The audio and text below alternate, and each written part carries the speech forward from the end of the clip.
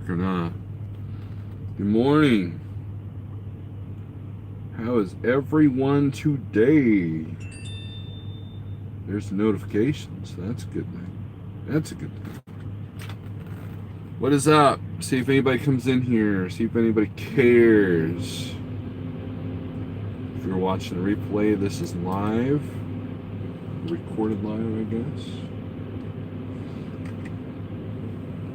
Get some people in here. Daniel Adami, the obligatory first. Donnie Luke, what's up? Big Road, Little Truck. Let's talk about something very serious. Here's our coffee. I did not go grocery shopping for the truck. And I'm paying for it dearly. I already burned through more money in the last 2 days than I normally do all week. That's the beauty of this keto thing, is you're not eating as much, so I guess I save money there. But still, I don't have any cream for my coffee, so we'll drink it black, Pale Rider style. What's up? So, Pale Rider was cringing. He's like, I can't believe he said cream. Oh my gosh. I'm sitting here in beautiful downtown Morris, Illinois. I have a delivery at 11. Those of you in the know, you know where I'm going.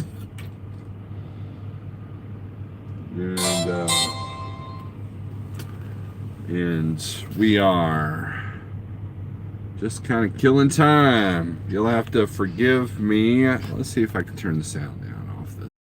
Now you won't be disrupted with these pesky notifications that I might get. Because I know that's annoying. And I know some of you guys are driving down the road going, I'm listening to Steve. And then all of a sudden my notification comes on and it blares your stereo or your earphones or whatever, So we try not to do that. So let me talk about something here that's kind of been on my mind.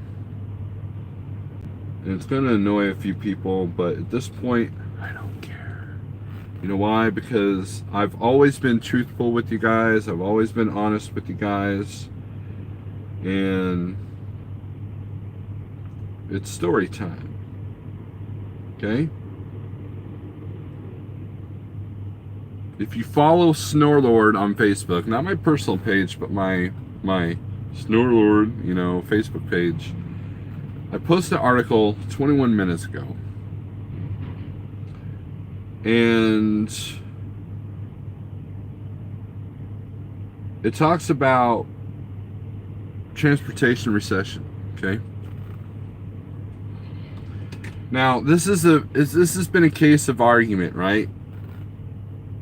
And because there are people that are in their pockets, like I was talking to a flatbedder, he's like, oh man, I've been, north of 250 mile all the time, I haven't seen a recession.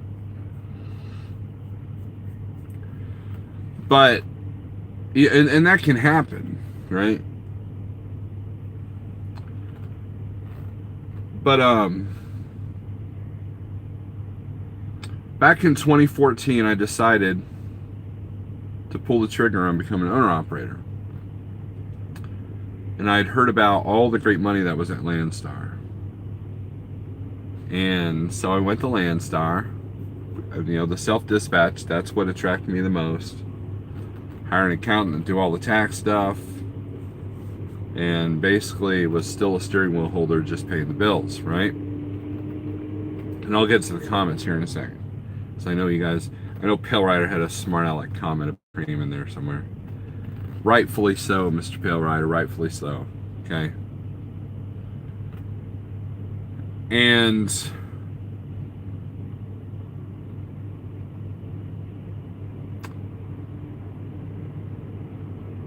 it took me a while to learn that I had to be more than just a steering wheel holder. And there are aspects of my business I wasn't running right. And not realizing that the majority of the people that were doing very, very well at Landstar weren't working off that low board. They were working off a network of their specialized divisions and their special agents that kind of basically book everything for them. You know, it was different than just getting on the load board every morning and trying to book a load.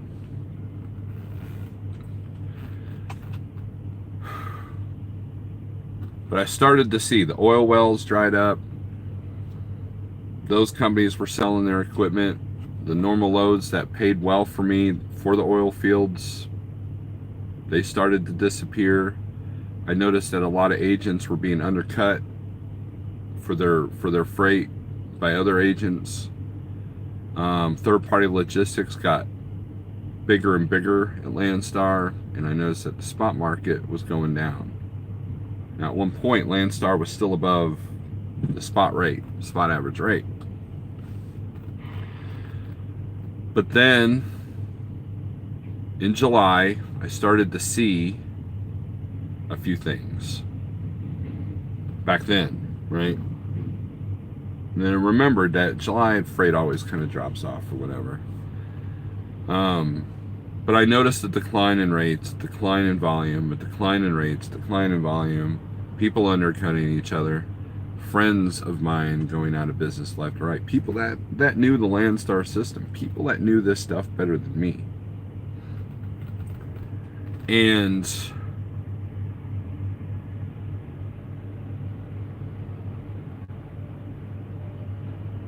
a friend of mine named Big Rob introduced me to a guy named Jeffrey Like, who had mentioned me on his videos because he saw that I was struggling. He saw I was like not doing too well. He reached out, we became friends, and I went over to Snyder. Snyder was this big umbrella over what was going on in the rest of the trucking industry. Why? Because of the contract rates, right? And what it did is it created consistency. So I wasn't calling agents anymore. You know, it was just a matter of scheduling and clicking the right loads. Way easier. And through that, I was able to create consistency, especially with the amount of drop and hook, right? Now, fast forward, Jeff leaves Snyder, creates a company like Trucking. I decide that I want to try to venture into that world, but not on a closed board system, on an open load board system. And bought a trailer because, you know, I had a plan. I didn't leave Snyder because I was upset with Snyder. I left because I saw a better opportunity to help build a company, number one, build my company, number two, and the fact that I could buy a trailer and then I could do whatever I want with it, right? And I have a plan there, and I'll get to that plan here in a second, because I'm gonna need help, right? So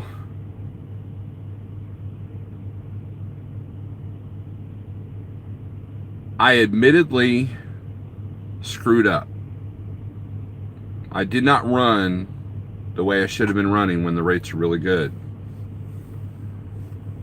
And Landstar did the same thing. I fell in the same pattern. Snyder, it wasn't so hard to get it back, or it wasn't so easy to get in that pattern because you pretty much had to like stay on it.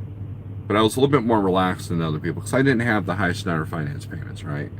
So it was easy for me to stay consistent without really drilling myself, right? And I admit that my work ethic has been less than par in some moments, but in my defense, there's a lot of stuff going on at home. I deal with things that the average truck driver does not deal with at home. I've got 2 sets of elderly parents that I have to help out. I've got a kid that requires a lot of visits to the doctor, you know. So it's not out of laziness, it's out of too many irons in the fire, you know, and that's why I make a truck payment. That's why I went to a self-dispatch system, because I run the business the way I want to run it, and therefore I could deal with things at home. I could deal with the band stuff. I could deal with you know, hey, I need you home right now. I could do that, you know. and under dispatch, or I can't really feel comfortable doing that. So it's not a matter of work ethic. It is and it isn't. I think where my weaknesses lie is being smarter about things and not falling into the same traps of familiarity, right? However, by keeping in my familiarity, I don't deal with a lot of the headaches that a lot of drivers do in the spot market, right? So one of the single most important things I learned from my transition from Landstar to Snyder was that it was consistency, right? And the problem with the spot market is getting consistency, especially when you're cold calling brokers every single day. We're when we book a load, we have to check to make sure that they're factorable, and so that there's a few steps involved whenever we're looking at new brokers, right? And some of the more successful people in the spot market will tell you, find 3 or 4 brokers that will work for you, that will bend over backwards for you, and that way issues like detention, layover, pickup numbers, delivery numbers, comm checks, all that stuff is not an issue. Whereas some brokers, you may not be able to get a hold of anybody. Some brokers that once they know that you got to get detention, you can't get a hold of them. You hear stories about that all the time. So I tend to stay with the same 2 or 3 brokers. I go through my emails and the apps first before I even start making cold calls. And what that does is that lowers my frustration down. It lowers, because when you make 20 phone calls and no one's budging on the rates, then you got to kind of backtrack and say, okay, well, I guess I need to pick something. And because I've done the whole sit and wait for a better rate thing. I've done that, and I almost went under because of that. I've done the whole, I'm not moving this truck out of the house until I get this much mile. I've done that. It doesn't work. It may work for you, but it doesn't work for me. And there's a lot of things that I'm still learning to get me from steering wheel holder to business owner. I'm still learning, right? I've been doing this for 5 years. And I'm very happy at Like Trucking, and I have no plans on leaving anytime soon. But I do know that my frustration level has gone down a little bit. My consistent money has gone up a little bit by doing what I'm doing, right? But even then it gets frustrating because the rates that I'm seeing this week aren't that great. Makes Sense did a video talk about volume and rates. He had mentioned it.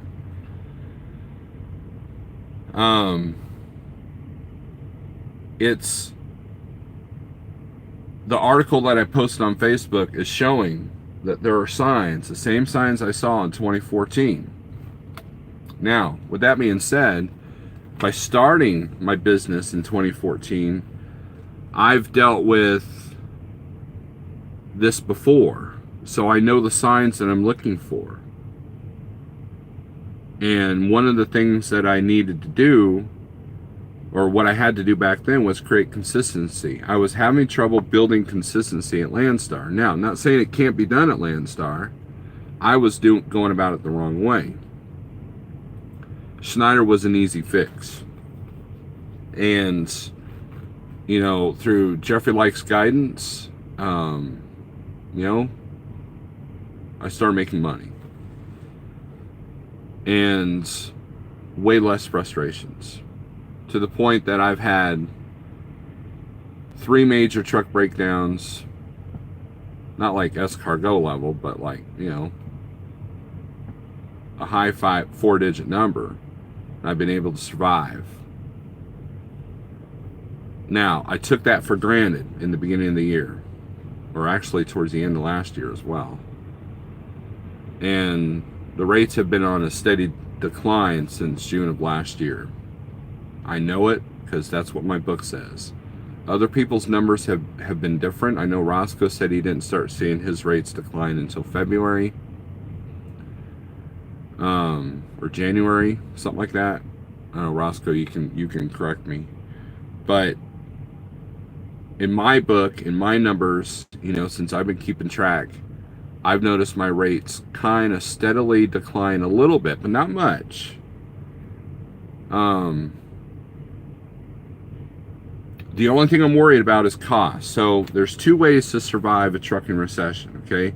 You can disagree with me whether it's coming or not, okay? But I know several personal friends that have lost their trucks. I know a lot of people I've talked to and people they know have lost their trucks. So there's obviously something going on, right? Seeing the same signs that I saw in 2014.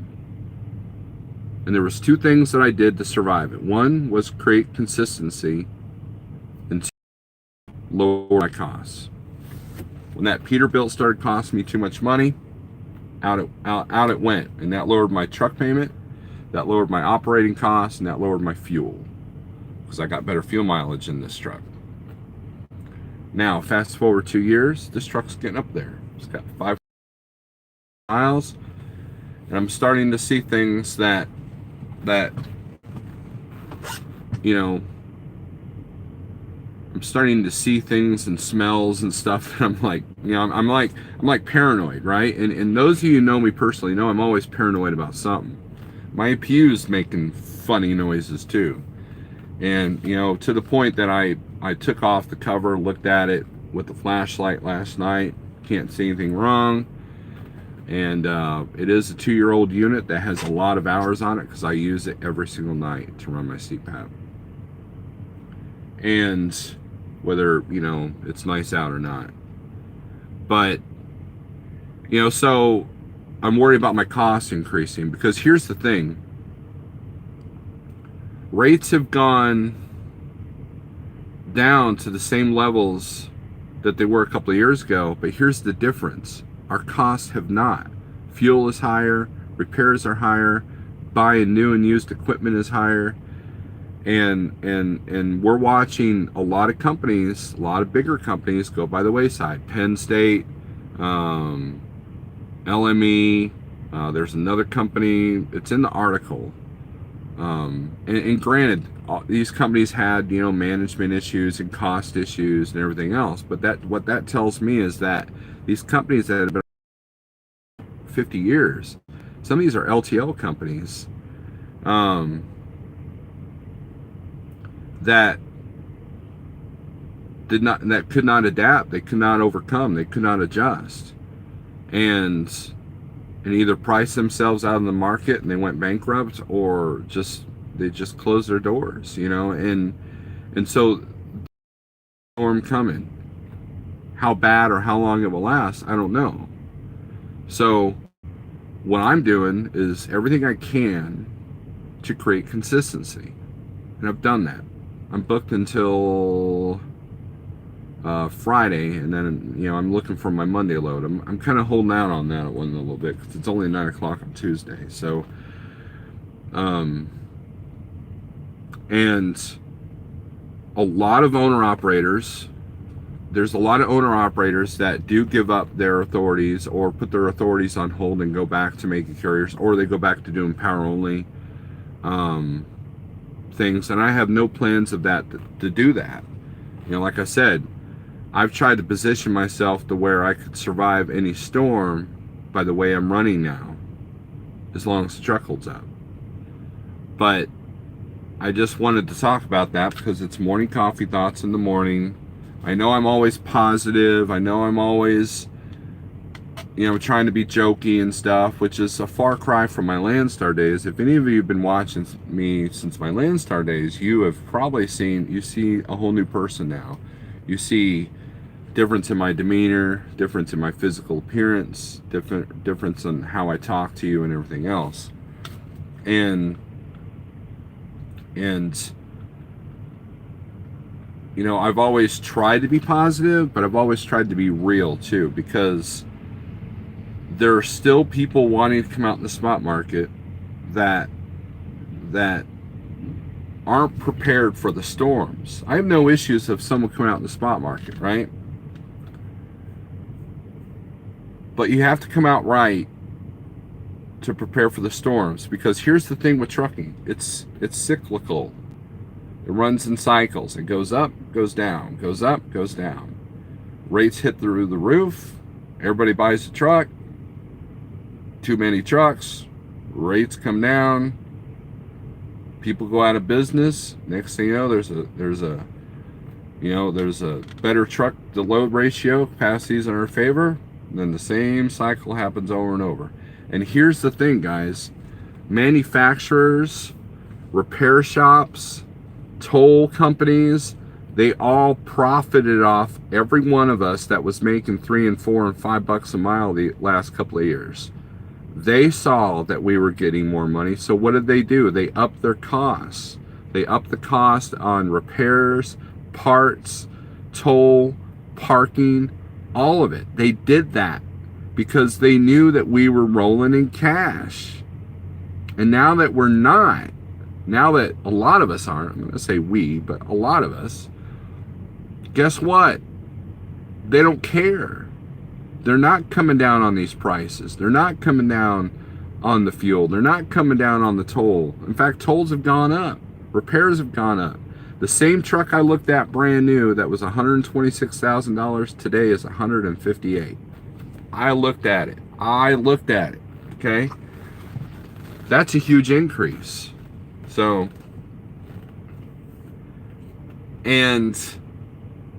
so I'm trying to be real with you, because I'm getting tired of people watching YouTube and they make business decisions based off what we are telling you, and then turn around and blame us for when they fail. You have to do your research. You have to do what's best for you, okay? And sometimes it's not always what you want. Yeah, I don't have a dispatcher, but sometimes I gotta go in areas I don't want to go. Sometimes I gotta work weekends I don't want to work, right? Because you're running a business. You gotta go from steering wheel holder to business owner, and that's something that's taken me 5 years to do. And now that I've kind of figured a few things out, I'm like, I've got the Johnny come lately syndrome. Had I figured this stuff out 2 years ago, you know, might be in a different position, right? So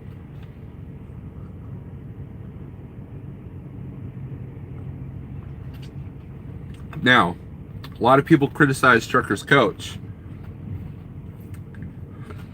and I could identify with when he was talking about the freight recession coming, okay? And it wasn't until Lil Dog did that round table of people trying to come up with solutions, and that's what we need to hear. I'm not going to sit here and give you all this doom and gloom and tell you not how to deal with it. The only thing I can tell you is how I deal with it, and it may not be enough. You know what I mean? Okay? And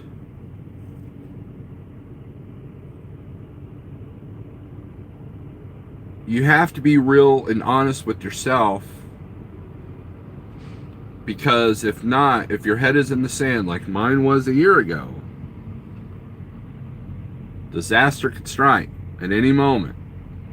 So it's gotta watch time here. It is, you know, there's other YouTubers making moves that may not be the best business decision, right?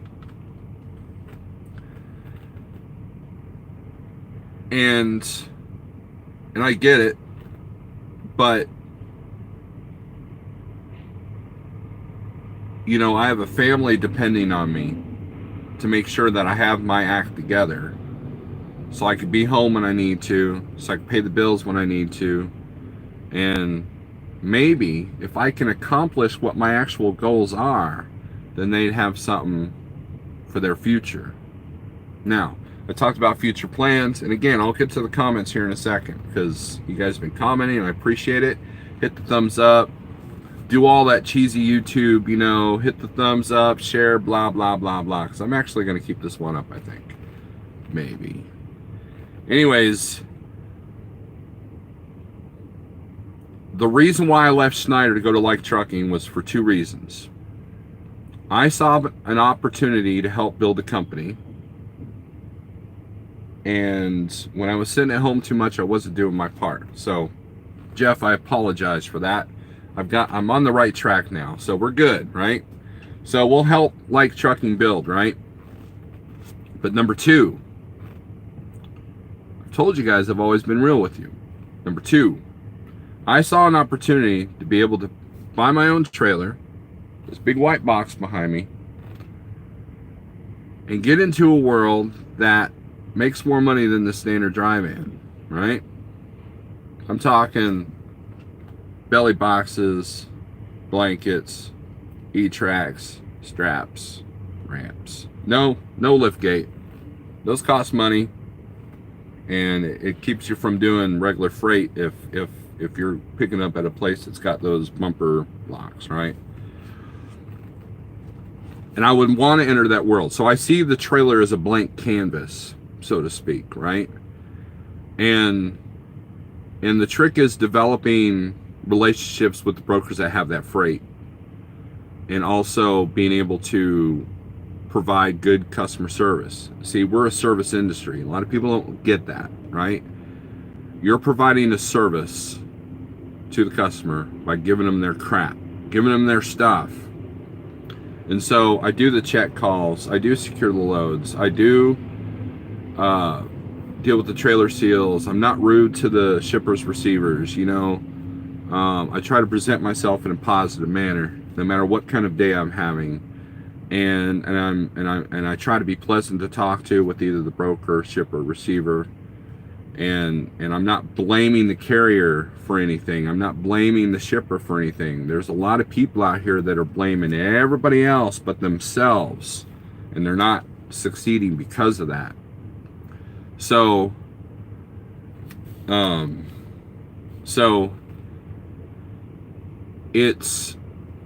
that was the plan. That was the intention, is I have more opportunity to expand my universe over at Like Trucking than I did at Snyder. Why? Because I can't use my own trailer at Snyder.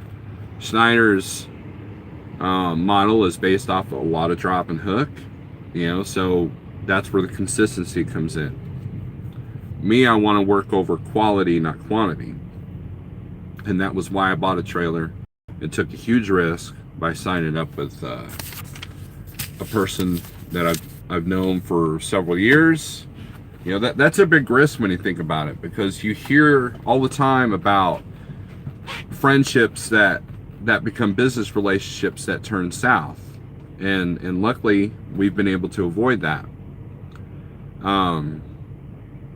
And I see opportunity, but I also made it to where my costs do not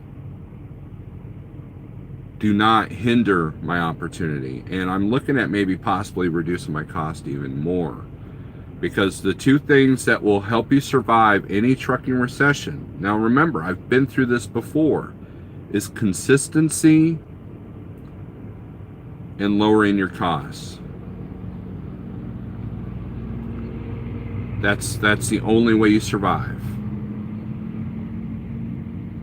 You might get a $3 mile load here, you might get lucky there, you might wait till the last minute on all your loads, and maybe every now and then you'll get one that just pays out the yin yang and that broker's taking the loss. That's great, but that's not consistent.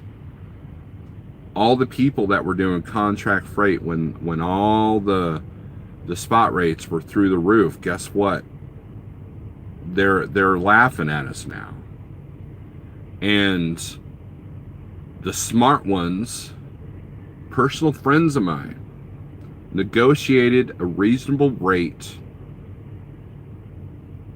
in the contract world, and then now they're doing well. Was it the high $3 a mile spike stuff that we were seeing? No. But now they're making above average. And that's when you negotiate contract rates. The other problem when, people say, well, you need to go contract, you need to go contract, or get the contracts. Go to the shippers yourself, get the contracts. Well, the problem with that is there's a lot of shippers that don't ship that often. And number two, you can't do a contract and say, we'll haul 100 of your loads, and then you can't get a truck to get those loads, right? So most carriers that have brokerages have a upper hand than versus a small company like ours or a single owner operator authority, because they want you to invest in drop and hook trailers, or they want you need to promise them that you have to take, that you can take 10 loads a week or a month or something like that. And what if your truck breaks down? What if you can't cover those loads? Well, you break the contract, and therefore you lose the contract, or someone comes in and underbids you when it comes to contract renegotiation. So it's not so easy just to go out there and get contract freight. So people that run back to the Snyders and the Cretes and everything, what are they doing? They're creating consistency and lowering their costs. It's no different than the spot market. The spot market, you see what the temperature is, and then you prepare for that temperature. And that's what I've done for the most part. So, and Jeff and Gear Grabber have said that, that they've been impressed with how I'm running things, and I've been a lot better, and I'm proud of that. And you guys watch me on YouTube, you probably noticed I was home a lot too, and we all know that doesn't equal success. So I've been out more, I've been working more, and I'm trying to find a happy medium. I'm not going to be the guy that's out a month at a time, but yet at the same time, I definitely can't stay at home as much as I did. And I've got all the notebooks and the documentation, having this monthly planner thing where I can see everything I'm doing and see the trends and where I'm improving and where I'm not improving, and what I'm doing and how many miles I'm running and all that stuff. Without the face of a computer, having this right at a first glance, boom, this has helped me tremendously. And yeah, I still use a computer program, and I still have an accountant, and I don't feel I utilize those tools good enough. So I'm working on that. So I've started reducing some other costs. Where can I shave the fat? To just even dropping my cost per mile by 1 or 2 or 3 pennies helps for, because face it, guys, I don't care what anybody says, but as a company driver, and I see all at Landstar, the only place I didn't see it was Snyder, but freight always drops down a little bit in July. After the 4th, there's 6 weeks before we start preparing for Christmas. Yes, I said Christmas, right? Think about it. Beginning of June, I saw school supplies at Walmart, right? At the end of July, you're going to start seeing all the harvest decorations, all the October decorations, all the Halloween stuff will start coming out at the end of July. And so what the shippers have done to reduce their costs, they've created consistency. So a lot of just-in-time loads don't happen anymore. They're warehousing this stuff. So it's not desperate to move. And when things aren't desperate to move and there's too many trucks for these loads anyways, guess what? Rates, boom, they fall down. And that's why Snyder was so consistent, because of their contracts, but also because they control their capacity. If they see their contracts and everything can only handle 2,500 owner operators, not to mention their own company trucks, guess what? They will put a hiring freeze. They will put a stop to referral bonuses. And that was the thing that Jeff showed me before I went to Snyder, was how consistent each of his quarters were on his Trucking Pro program that he had at the time. And so Jeff has taught me to track my numbers. Jeff has taught me to look at the trends. Jeff has taught me to reduce my costs. And I've learned the hard way that consistency is the key thing in coming out, whether you're spot or contract. You know, if you're contract, or if you've got on the dispatch system, what does your dispatcher do? He creates consistency. If he doesn't create that consistency, you can't pay the bills. Boom, now you can't make a truck payment. Now you can't run their freight. That is not in their best interest. All these people that think that the carriers don't want you to pay your bills, that's false. They want you to succeed to a certain degree, because if not, they got less trucks to haul their contract freight, which is really important, especially in this time. Now, with that being said, contract rates are going to start going down, because what happens is, this is part of the cycle. And again, I'm not an expert. I'm just telling you what I've learned through my own eyes, okay? There are a lot of shippers that will go back to the spot market when they see how low the rates are, right? Because now, if spot rates are lower than contract rates, guess what? They want to save their money. So now we have an increase in volume. Guess what? An increase in volume means less, the capacity is in our favor, and we can start charging higher rates. It's part of that roller coaster. That's trucking. I don't care if you're a company driver, owner, operator, own authority, contract, running for Crete or whatever. That's how the trucking industry works.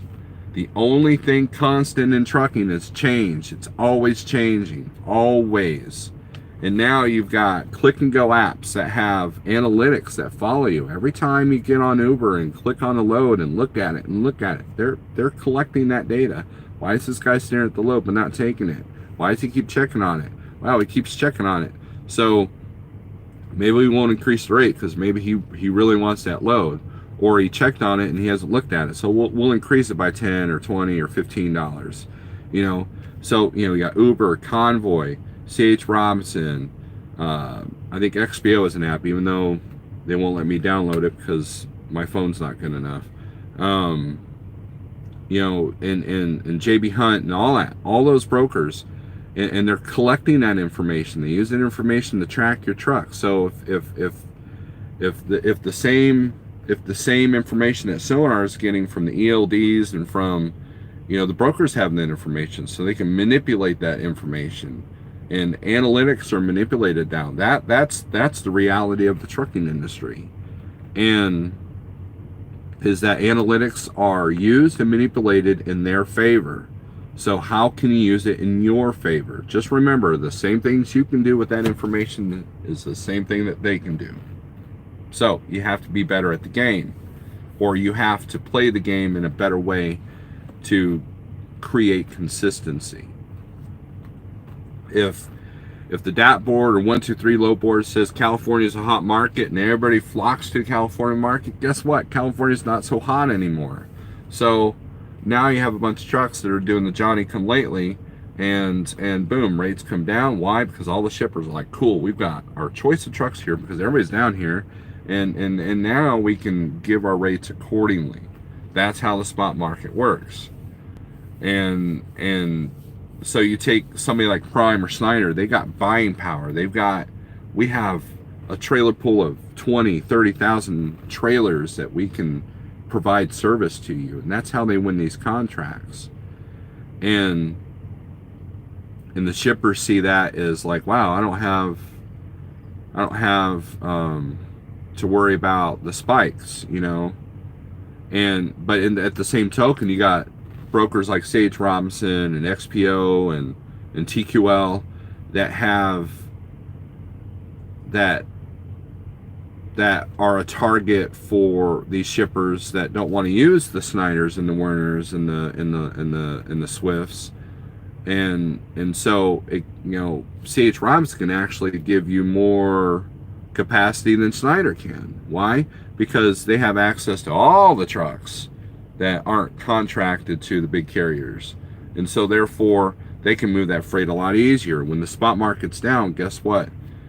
You know, a lot of shippers go to those type of carriers, or brokers, instead of going to carriers. So the spot market will be affected, or the contract market will be affected by these rates as well. Watch. So there is a storm coming no matter what you're doing. If you're a company driver, you better hope that your company has their act together. They're going to start asking you things like, please don't idle as much, or they're going to start putting APUs on the truck, or they're going to tell you where and how you have to fuel if they're not doing that already. And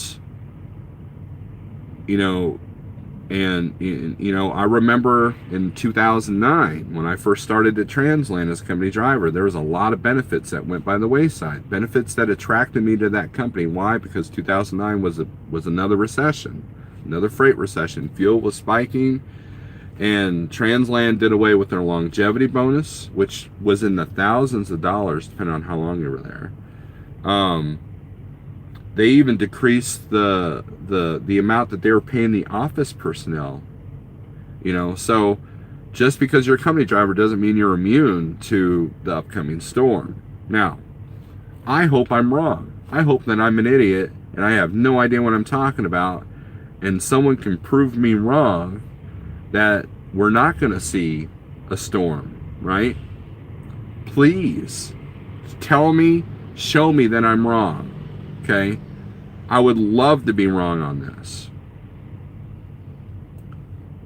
but I'm not seeing it. I'm seeing clouds in the horizon. I literally am. They are right there. But I'm seeing clouds in the horizon, and if you're not prepared, if you don't have the right mental attitude, if you haven't put things in place to keep you going, you will not make it. I've lost a lot of friends from Landstar to Snyder to the spot market.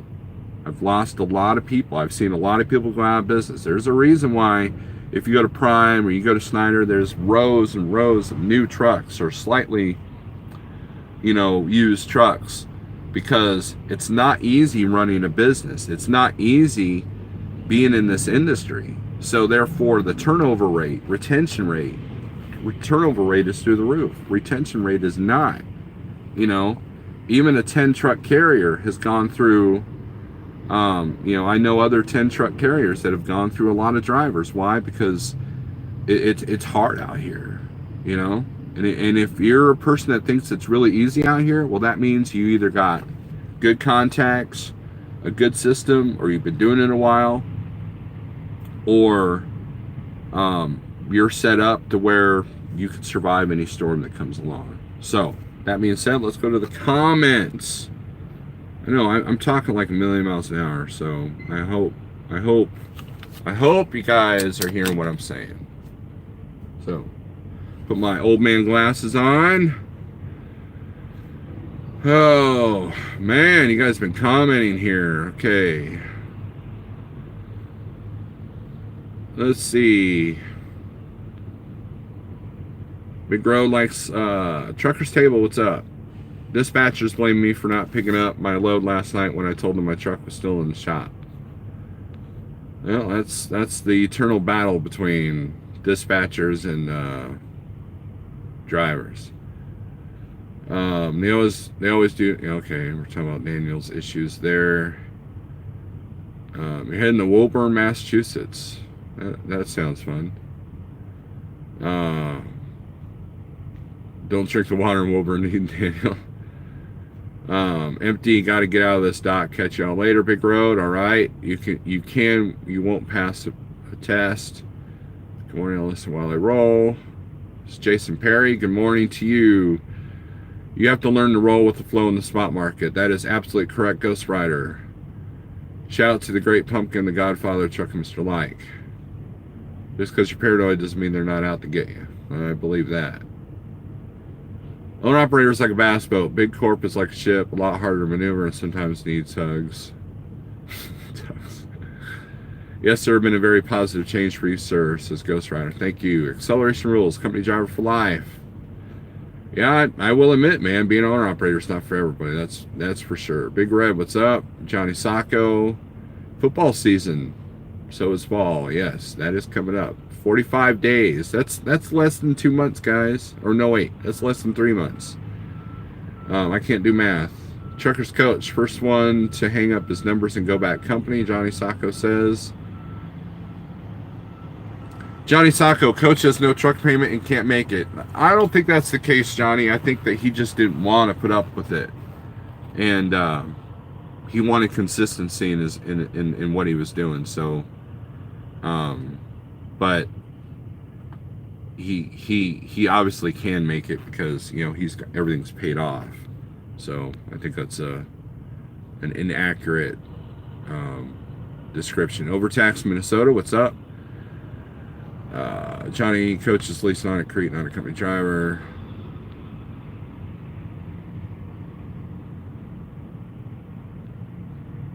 I don't know, Willis. I mean, coach is his own person, so I don't really try not to get into anybody else's business. Is Crete paying more than Snyder's $1.30 a mile? Well, Johnny, Snyder rates can go from $3 to 80 cents a mile. So I mean, I don't know where you're getting that $1.30 from. Daniel says, I'm blaming my dispatcher for being dumb, stupid donkey. Yep, that's excellent to put on social media. Overtax. Southbound Jay, what's up, Jason? Takes a while to build up your contract base. Once you do, it's a lot easier to keep moving Agent Orange. I agree with that. I've dealt with that a little bit too at Transland, because they're a small truck company, 150 trucks, and they've managed to keep and deal with contracts. You're just an old man who lives in the sticks and talks too much and has a horrible beard. You are absolutely correct, John Cater. You call him like you see him. Pale Rider is trying to play Captain Obvious. So, which I know that Captain Obvious guy, and he's an idiot. So, Pale Rider, don't try to be like an idiot. But anyways, I thought I would just put this out here. It's been on my mind. I posted an article on Facebook. And I'm not trying to depress you. I'm trying to give you the reality. Because right now, if your costs are $3,000 a week, you're not going to make it. Unless you're making, a ton of money. Okay, let me rephrase that. If your costs are $3,000 a week and you're running generic dry van, you're not going to make it. That's the reality.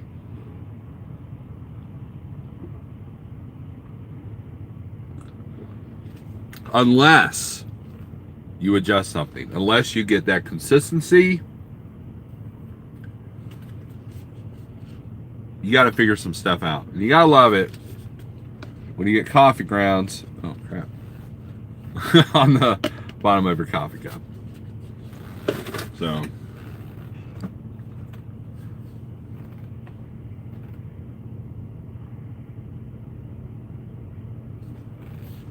What year trailer did you go with, Steve? I got a 2018 Strick.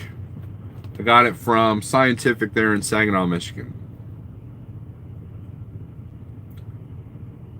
Thinking about getting out of this reefer crap. Well, if you go from reefer to dry van, you're going to expect lower rates, because there's more people doing it.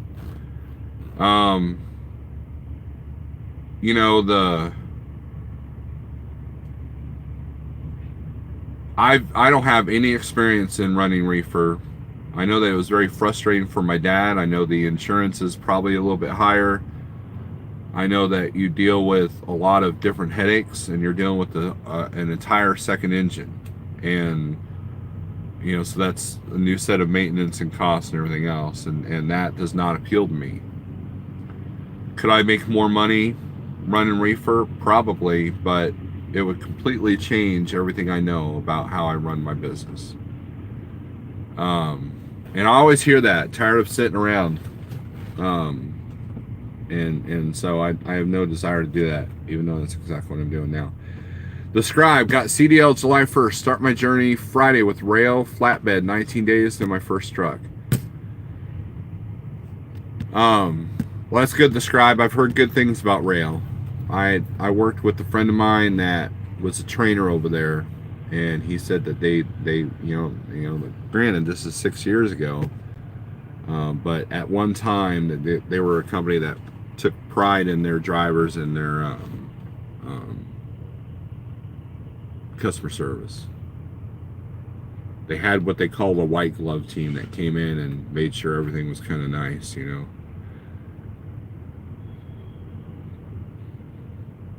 Jonathan Wheeler making about the same amount of money, just adding some manual labor. You talk about my plan. We'll talk later on Z. You got some swing to do and help old T Triple T out. About to run into Aldi and grab a few things. All right, Triple T. We can do that.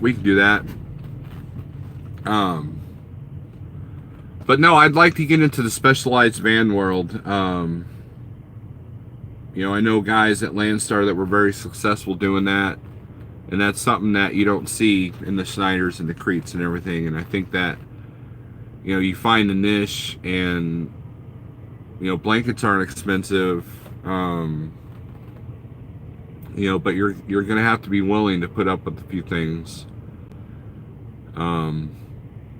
We'll see. I'm still investigating. I might do my investigating and change my mind, but that was one of my intentions, was to be able to add stuff to the trailer that increases what I can haul.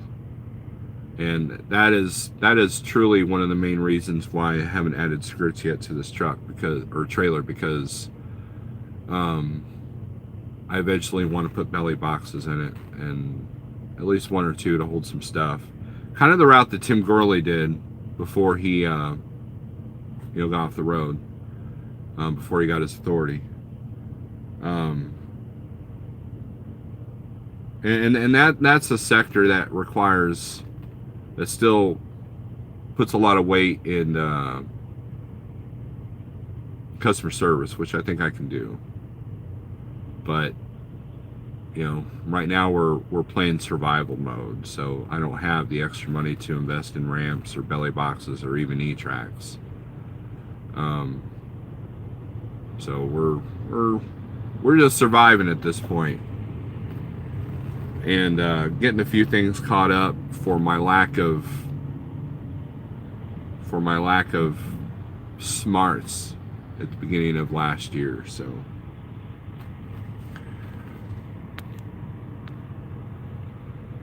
but anyways, guys, it's been a good coffee morning. Still got, you know, here's what I do. I buy this big cup and I pour most of it in here. This keeps it hot for a while, and then I drink the rest here, and that's my morning coffee.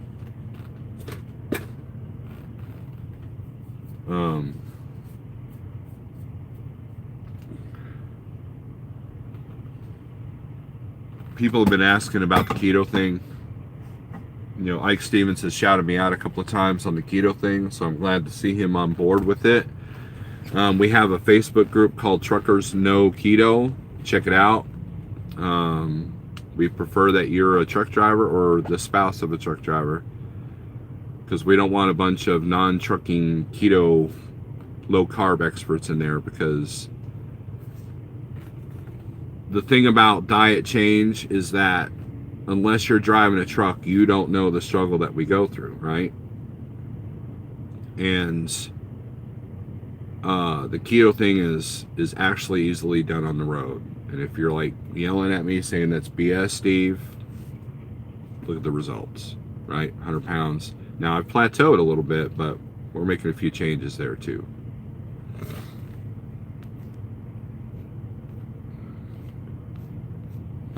Just don't give up. Don't get frustrated. Whether you're running a business, being a company driver, Daniel Adami, don't be frustrated. And or diet, you know, don't get frustrated. Don't lose hope. Don't lose faith. That's the thing, man. Take what I say with a grain of salt. I've always been the person that worries about the what ifs. So I try to plan better for that. And every now and then I get down. I've been kind of down for the last couple of days. That's why I've been on Zello and that much. And well, I take it back. I mean, me and Triple T were talking quite a bit on Pale Rider's Zello channel, and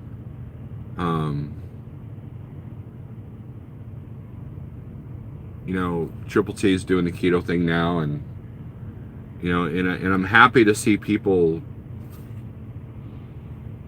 you know, start looking at their health, because this is everything I just said in the last hour, last 55 minutes, is all null and void if you can't drive the truck.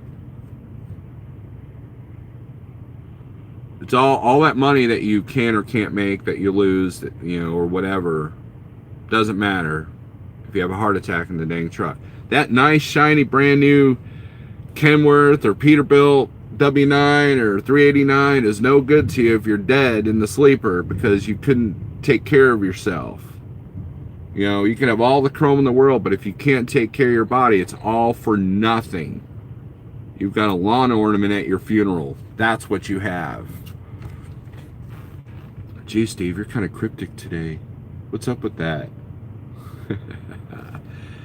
I can't always be positive, right? Right? When you're too positive all the time, people think that you're not based in reality. If you're saying everything's fine all the time and it's not, then people will not take you seriously, right? And let me look at this comment. In my experience, you're not much of a not if kind of guy. You just learned that trick in the last few years. That not if, I'm not understanding. In my experience, you are not much of a not if kind of guy. You just learned that trick in the last few years. I've learned a few things, I guess. Nothing witty. What if? Okay. Yeah.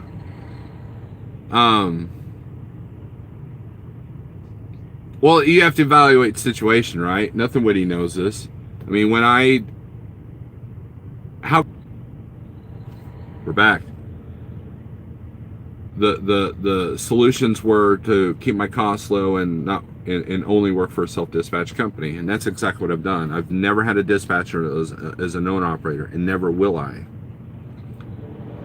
And even if I'm using one broker for like a large percentage of my loads, it's not like that guy's calling me going, "Hey, I got you going here." No, that, you know, we're looking at the load board, we're looking at things, you know, together, and then we're compromising on money and scenarios and pickup times and all that stuff. And that's where my consistency has come from. And people have actually criticized me for that. And that like wow, I figured out this consistency thing, and I'm doing better than I have been. And people are like, well, I can't believe that you rely on, you know, just 2 or 3 people. It's not that I rely on them, it's that I utilize them as tools. You know, it's not like I still have my 123 load board app, I still have my DAP board app, but I check all the other options before I go to those first, because of the emails I get. I get like 5 emails a day from 5 different brokers. I get phone calls like 2 or 3 a day from different brokers that have freight. And that's how I should have ran it at Landstar. Landstar, I was constantly looking for the freight, not people constantly looking for me. That's the time that a broker called me or an agent called me at Landstar, that's when I made money. Of course, that's when the loads were more screwed up or whatever, because, you know, but that's when I made money, and it worked, you know. There was one time where I was in Brownsville, Texas, there at the border, making a hazmat delivery. And I had an agent call me and says, hey, I got a load going from here to Springfield, Ohio. And then I got a load right out of there, dropping the hook, going right to Springfield, Missouri. I noticed you live in Springfield.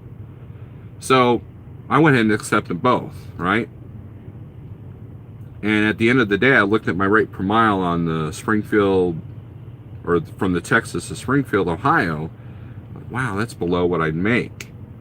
And I was bummed about that. I remembered I was angry about it, but I didn't know about the law of averages, right? So when you take the Springfield, Ohio to Springfield, Missouri load and took all the miles, then it wasn't so bad. I was like, oh, okay, well, spot market works the same way.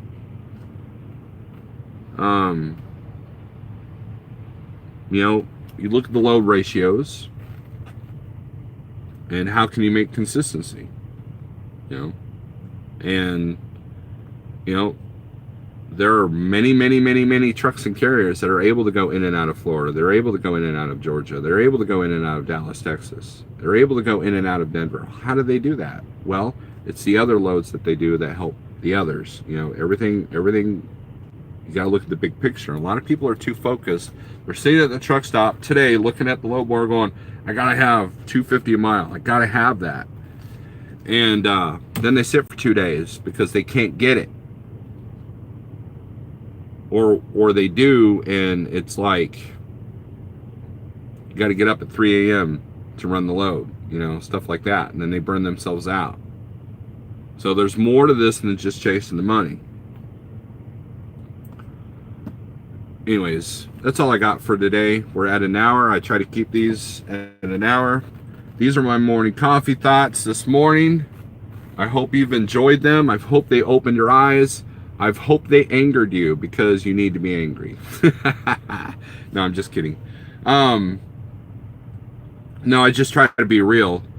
And there are a lot of people that blame YouTubers for their lack of success. And I'm saying you got to do your research. You got to learn. You know, there's more than just running this business than what you see on YouTube. Trust me. Just like there's more to life than what you see on YouTube. There's more to the stories that you see going on. And, you know, and a lot of people are too worried about other people's business while not minding their own. And to me, that's a weakness. That's something that I try not to do. But we all fall into that trap every now and then. But anyways, thanks for watching, guys.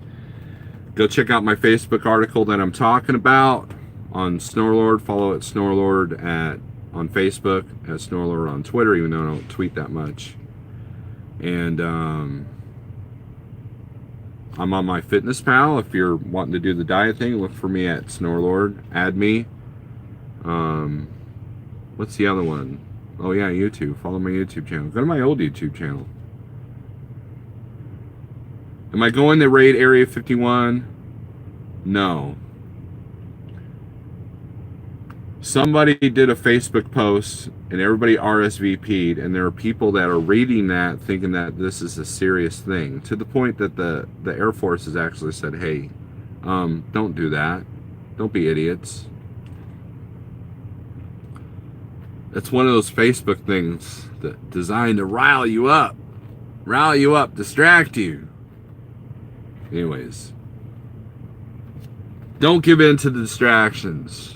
Have a good day, and be safe, be profitable, weather the storm, and if you don't know how, learn. Talk to you later. See ya.